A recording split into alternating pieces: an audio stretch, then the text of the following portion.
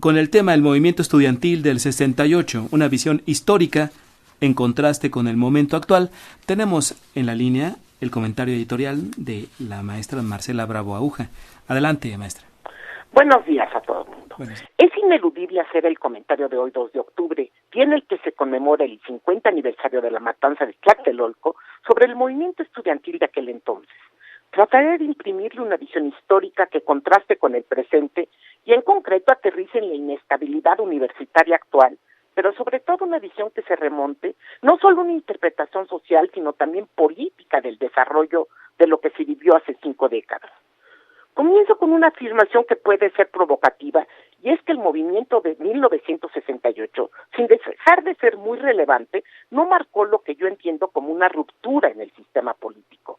Fue una expresión, como ya había habido, del desgaste del sistema que le había dado funcionalidad y estabilidad al Estado, que institucionalizó la revolución y fortaleció el ejercicio del poder a través de un partido hegemónico influyente, el cual hasta unos años atrás había logrado canalizar todas las demandas.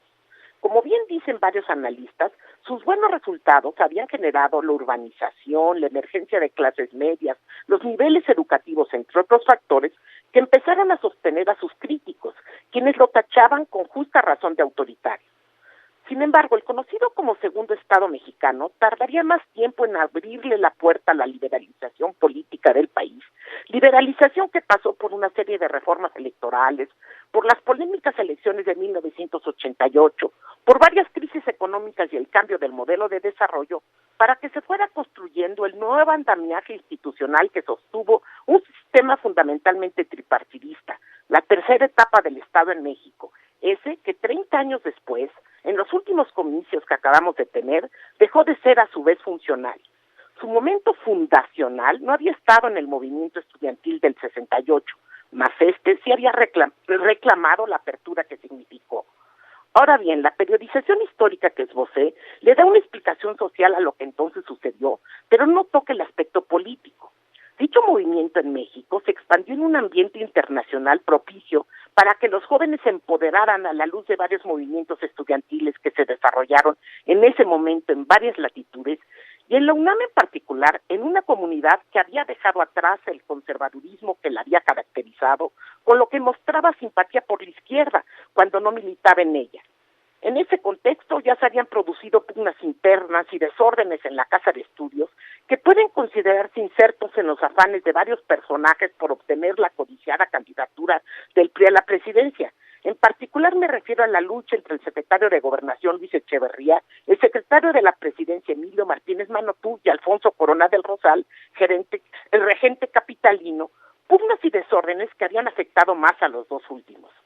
En este sentido, hay una lectura posible del conflicto estudiantil de haber sido hasta cierto punto sembrado y de que haya tenido el trágico desarrollo que tuvo por la paranoia en la alta esfera gubernamental de una gran conspiración mundial y del desprestigio que sufriría el país de abortar los Juegos Olímpicos a celebrarse ese año.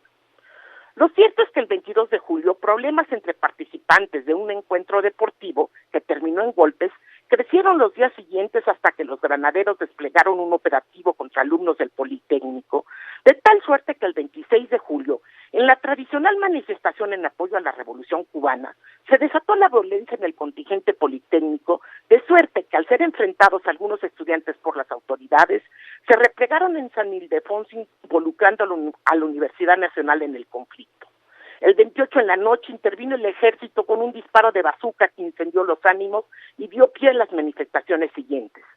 Con la creación del Consejo General de Huelga, las demandas fueron creciendo hasta la exigencia de diálogo público con el presidente de la República, Gustavo Díaz Ordaz. La negociación se hizo imposible ante un gobierno cuyas respuestas fueron erráticas y terminó cayendo en el endurecimiento y en la represión hasta el 2 de octubre, noche que dejó dolor hasta hoy, así como muchos interrogantes. Desde entonces México ha cambiado políticamente para bien en un sentido general. Sin embargo, apena que la juventud estudiosa, al menos es mi opinión, siga siendo un fácil terreno para el complot externo y la provocación con finalidades maquiavélicas cuando las condiciones se prestan.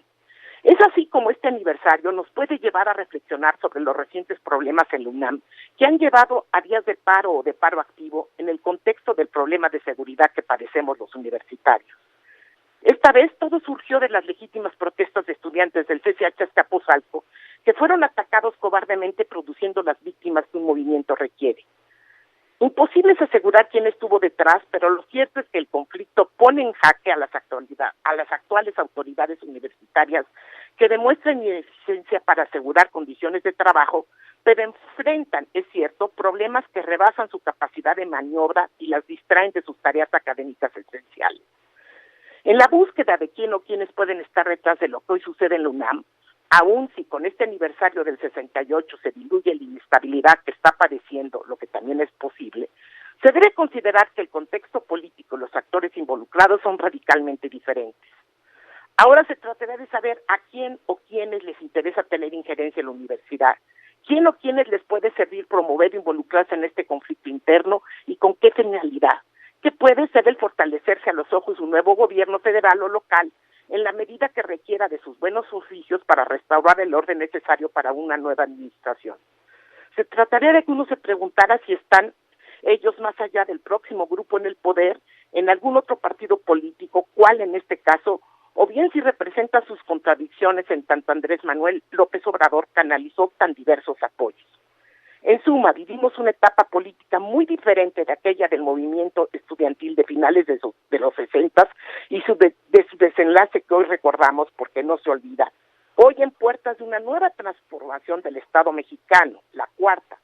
Reitero que no las cuento como AMLO, cuando no han sido erradicadas ciertas formas macabras de nuestra vida política. Para Radio Educación comentó Marcela Bravo Aguja. Gracias, maestra, muy buenos días.